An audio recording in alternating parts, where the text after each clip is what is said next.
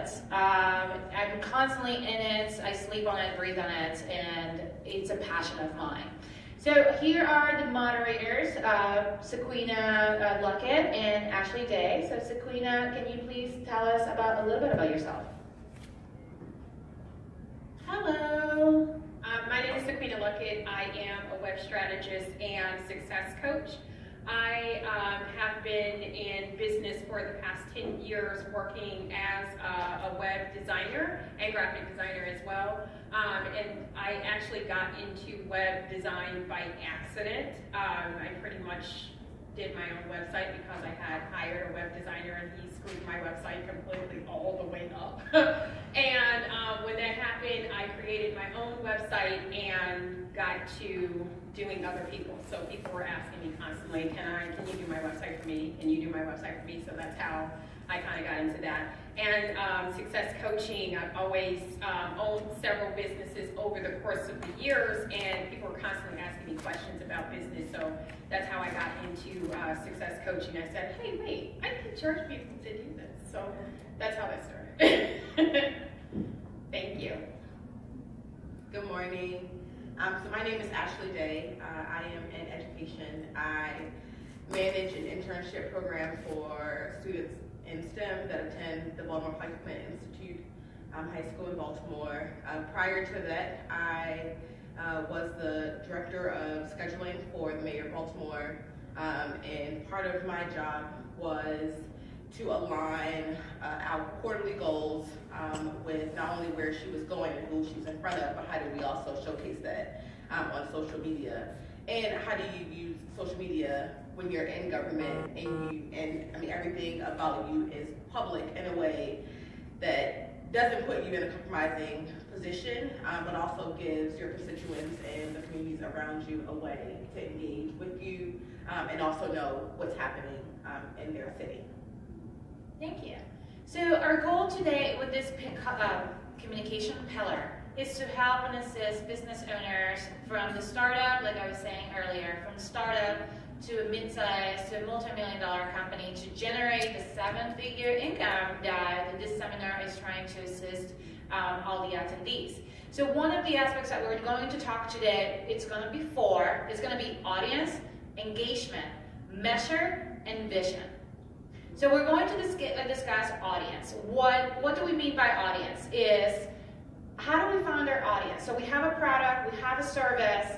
Where is our first step in trying to properly identifying our audience? Ashley? So I would say,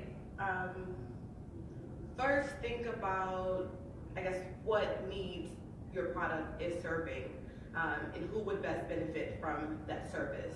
A lot of times, and we were talking about this earlier, is that we have this bird's eye view where, it's like we want to make money, we want our product to sell, we want to be able to provide a service, but not everyone is a good client, right? And empathizing, as Davis mentioned earlier, being able to see how your product or how your service provides a solution for someone. And not always, I have to create this thing that doesn't exist. If there is something that exists, how do you make it better? And looking at the feedback that customers have provided to other companies and where they fell short, and not necessarily stealing their customers, but how can I provide you a better experience? And is this just a one-time thing where you buy something and then it's done, but are you looking at building a relationship with your client base, and are you open to the feedback that they're providing for you so that they can help you make your company better? Should audience be added within their business plan? This is my idea and this is what I'm targeting. Should they really focus within their business plan, not only on the product or the service that they're providing, but should that be like option number 2? Absolutely. I think spending time on figuring out who your audience is not only helps with the product, but also helps in how you market it, and it determines which social media platforms you're on. While some people may think that it's best to be on all, not all of them are going to provide you the audience that you're seeking. Some are very short term and then they go away in a 24-hour span. Some are essentially a capsule for you, where you can go back and you can see, well, 5 years ago I started my company, this is where we were, this is where we are now. So I would say definitely spending time, probably more so, on figuring out who your audience is, whether it's a demographic or an age, but also being flexible in understanding who your audience is, because although you may say, you know, my audience is going to be African American women between the ages of 30 and 55, what happens if you then engage with someone who falls out of that demographic? You know, do you create blinders and you're not engaged with them because they don't fall within the audience that you, I guess, set for yourself? And then using those, being flexible enough to be able to reach the people who are not in your ideal lane, so that you can then stretch yourself or stretch your business to be able to provide services for those people. Sabrina? Yes, it's definitely something you want to start out with when you're working on your business plan, to think about who your audience is to start with. When I work with my clients, I'm constantly thinking about ways to help them improve. And when I tell my clients, the first thing that we start with is a story. Believe it or not, just writing a story about who your one person is and not thinking about the bird's eye view and thinking about everybody as a whole, but thinking about just that one person you're going to speak to. That's how you start to begin to build your brand. That's how you begin to communicate responsibly to your clients, to your audience, to the people that you're trying to connect with. So definitely start with, when you're writing your business plan out, and I'm not one of those people who write business plans. I really don't like them, to be honest with you. But I do like to have a certain idea. Okay, I know what my product is, I know what I need to do, but who am I going to talk to when I start to market? Who am I going to speak to when I am working on social media? And just as Ashley said, I totally agree. Every social media outlet is not your social media outlet. You know, once you figure out and hone in on who that one person is, then you can speak to everybody else. But you're not talking to everybody, you're just talking to them. Any questions? Awesome. So if you guys have any questions, please raise your hand, try to grab my attention. This is as interactive as we wanted to make it as possible. So the second pillar that we're going to talk about is engagement. And Sabrina, you've mentioned something very important, and Ashley as well, that about the mediums to communicate. We're going to record that. Yes. We're going on Facebook Live so that we can record this engagement. It's already recorded. Huh? It's already recorded. Oh, it's already going. What? Beautiful. Where? Yeah. It says it's. Refresh your screen. Yeah, I'm gonna go there. Yep, it's there. I see the live button. No, is that me?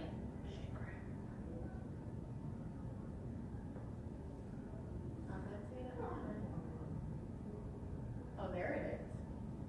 Here we go. Wait. It's delayed. Oh, there it is! I love technology. Test. It's We funny. interrupt this message. We're testing it. Okay, awesome. It's so funny. I love technology, but sometimes I hate it. Perfect. So engagement. Not all demographics, age groups. And then there's a bazillion of different social media. And sometimes I personally get paralysis by analysis. Like, I can't. What are the best ways for business? So we have a couple of businesses that have allowed us to give their website. Picking the perfect social media. Does it depend on the industry, or does it depend on the industry? Does it depend on the audience, or does it depend on what you're comfortable doing if you're doing it yourself? Is that something? Yes. When you're first starting out, it's what you're most comfortable with, I believe. So start where you're comfortable with doing something, and don't think about choosing every single social media outlet, because it's very overwhelming to be on Instagram and Facebook and Twitter and everything, and you're gonna kill yourself trying to figure it out. The best way to decide is choosing just two. I only choose two to start. Whether you seem to like Instagram or if you like Twitter best, then start with those and start to engage with your audience as much as possible. Now, I always tell my clients to at least give us the first quarter of the year or a quarter of the year to try to see if it's working for you. But if you find that it's not working for you, then move to another. Don't kind of eliminate it, but say, hey, I'm gonna try something new. Maybe we'll try Instagram today because that may be where your audience is. And if you know who your audience is when you're starting out, then it's easier for you to say, okay, I know for a fact that my audience is on Instagram, or I know that they're on Facebook. I utilize personally Facebook Lives. I do a lot of Facebook Lives, and Instagram are my two go-to. I hate Twitter. I just want to say that. But it's not something that I kind of just stick with. You know, if I don't like it and I don't see that my audience is engaging with me, I won't do it anymore. So try it that way. Yeah, what's your question? So I just wanted to find out, what are your thoughts on your website? So how do you incorporate with all the social media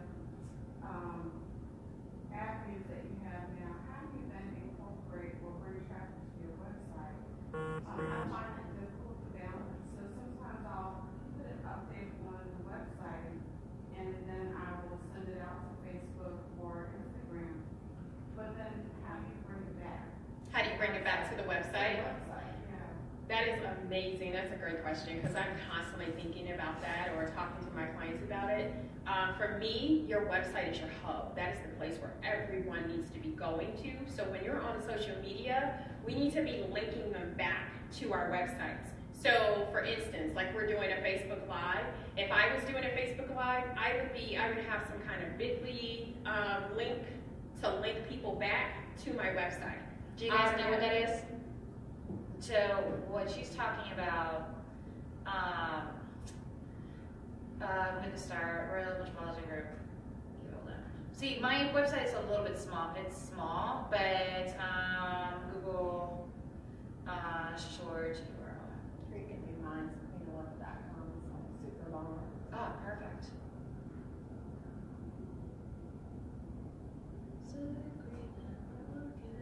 What did you say? Lookit.com. Oh. Woo. So it's a really long link. So when you have like crazy long links, what bit.ly is it helps shorten your link. So you literally take that big link and you drop it into bit.ly and bit.ly shortens it. So it'll say bit.ly.com 12345. And Or Google too. or Google. It'll shorten it, yeah. So you want to just get to the point where your links are smaller. And one great thing or benefit about bit.ly, it measures who's coming and who's going in from where. So that gives you opportunity. So you always have people going from one place to your website because that is your hub. And if people find you on your website and they link out to social media, you're always constantly bringing that circle back. So it's everything I do is in a circle.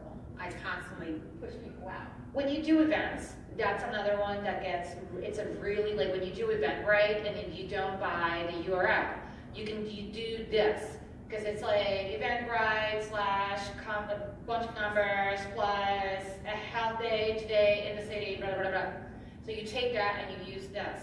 And then it does, once you click done, so you copy paste it and everything. I haven't, which is this one. Oh, okay, hold on. I'll tell you. Oh man, really? So give me a quick second. So Because I have. while she's searching for that, I'm just curious. This shortened bit link you're discussing, are you posting that on There we go. multiple media sources, or are you, like, where are you putting that link into? I put that link everywhere I want people to go to. So if I have a specific page, for instance, let's say I have an opt-in or something like that, I want people to go to opt into my website, I will set up a link so that that link is everywhere. And I'll put it on Instagram, I'll put it on Twitter. That's just so that people can go to that one page that I want them to go to. And that would drive traffic back to you? That will draw traffic back to your website. Where the analytics track that? It's tracked into Bitly, so bit.ly.com.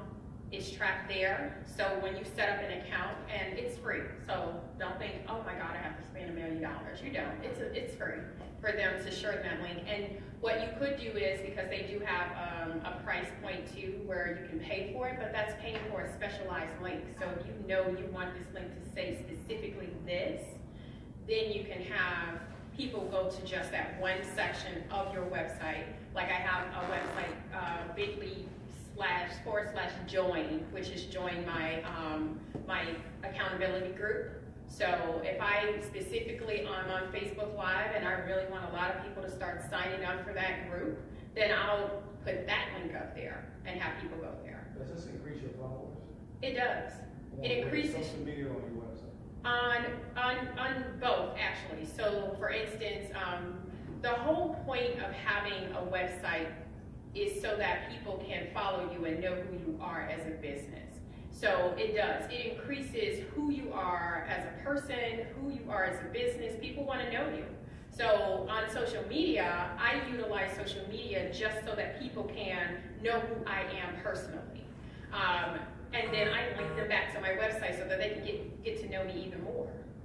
So I think so two things. Social media, you have, from my experience, and anyone can add or delete to what I'm saying, it's about becoming the expert. LinkedIn should not be used for a resume. LinkedIn should be used as, these are my credentials, but this is the reason why I'm the expert at what I'm doing. With the shortened links, I use Google because I try to use as free as possible. As you can see on the screen, so on the left are the actual links of what I'm doing. So I do a lot of real estate. So these are forms. What I was doing was like giving out, and we'll discuss this, which is part of engagement. A lot of, I needed a survey to get information on home buying, home selling, so I can send out to them a list, how to list your home guide or how to buy a home guide. So the link was extremely long, so I shortened it. So you can take your metrics and be like, oh, this is how much many people have been looking into that particular link for this particular event or such and thing. Because that's the third pillar. The third pillar is about metrics.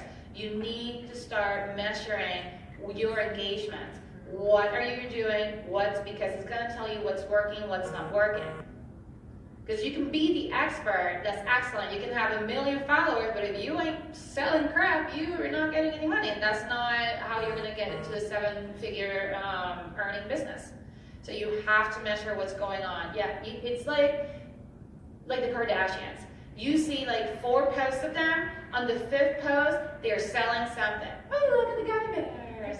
But people go, oh, these are the gummy bears. They go to the gummy bears. From the gummy bears, they go to the website, and it's like, here's how you have to buy. And then you buy it. So it's expertise and then trying to get what are you selling to try to get there. So there are a couple of other social media avenues. So Facebook is mainly the biggest one. I wanted to discuss, so we saw her page where we are live. Don't worry, all your privacy is taken care of. And then here is what I wanted to discuss a little bit in conjunction with engagement and measuring. So I think these two pillars, they go back hand in hand. I can't separate them. So this is my page. And I just wanted to let you know that these are provided for free. You just have to take the time. If you don't have the time, you have to leverage. So real quick, we'll talk about this real quick. So this is an event that I did, event promotion.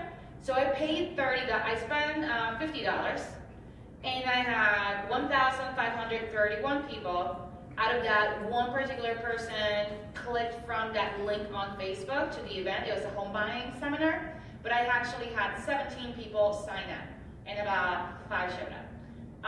So it's extremely important. So with engagements, we decided about 2 or 3 was what you're saying about how to engage and everything. With our audience, do you have a particular social medium that you like besides your website? That you're finding out that you are getting as most of your clients? So click-through rate. What?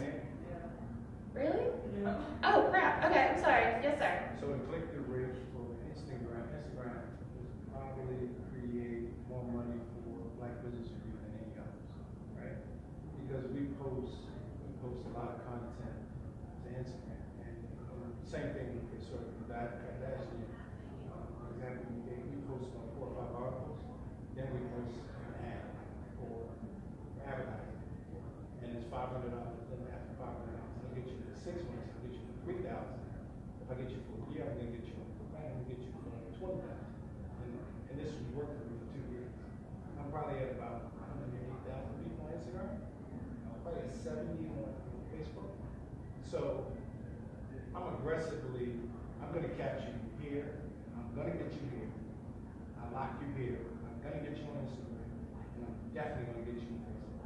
If you go anywhere near my ads on Facebook, I got all your information. And I'm gonna target you. One thing I love about your site, I know that we have to like wrap it up, and we can talk for days.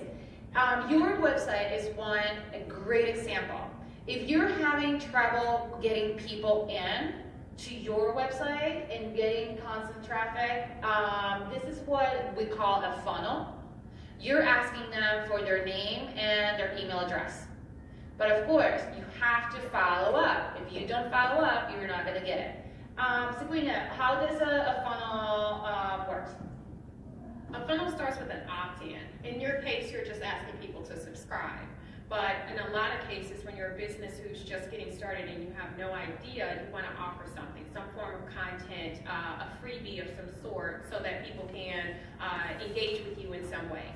They're connecting to you so that you can get their first name and their email addresses, so that you can start compiling your email address, and that way you can start sending information out to them. You know, maybe it's a tip or something every day that you're going to give your clients, you know, in a sequence, or maybe in some cases on my opt-in on my website, it's to join my Facebook group. And that's so that they can get the accountability that they need to engage with more people. So that's something where you want to start with that, and then you want to go into having emails that go out to them on a constant basis, so that they will be able to know who you are, trust who you are, and want to purchase from you. It's not about the sell at first, it's all about the content you can give. And it's free stuff. Give free stuff away. As much of free stuff as you possibly can. So when it's time for you to send out that email to say, hey, I want you to buy something from me, they already trust you. They already know who you are, and they're ready to buy. Any questions? Awesome. Oh, we have to wrap up. Sorry. I'm sorry. Okay. So there's a lot of stuff, you know, video making. If you guys want to come back again, come back again. If you guys have questions, you can always stop us in the hall and ask us anything. You know, I'm here. I have business cards out there. I have business cards here if you guys want any. And I'm happy to answer any questions that you all have. And I'm sure we all are. Thank you. Thank you. What happened? I was like, wait, what? It's time.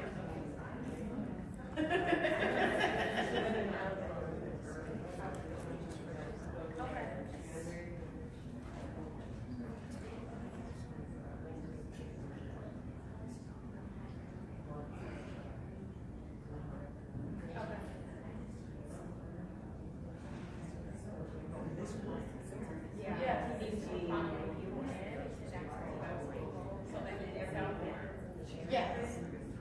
And even if you have like 2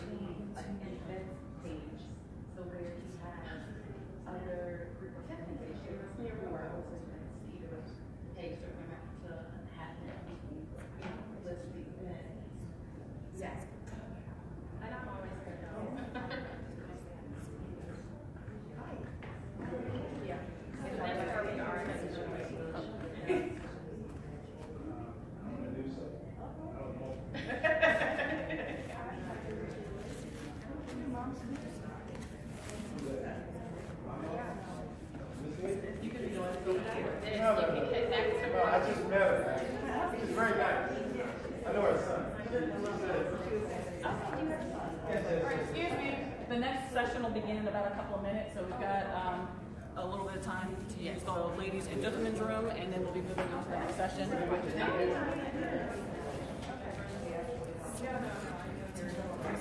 Keep going to sections. It is. That's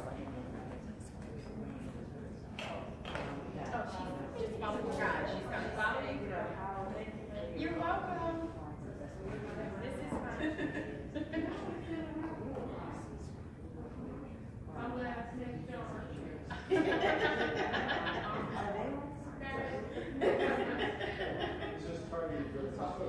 Okay. We sure do.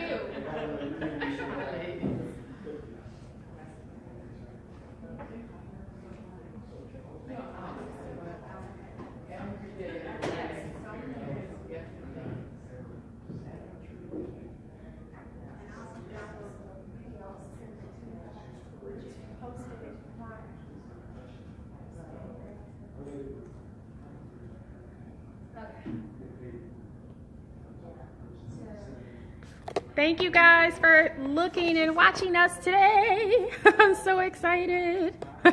Bye.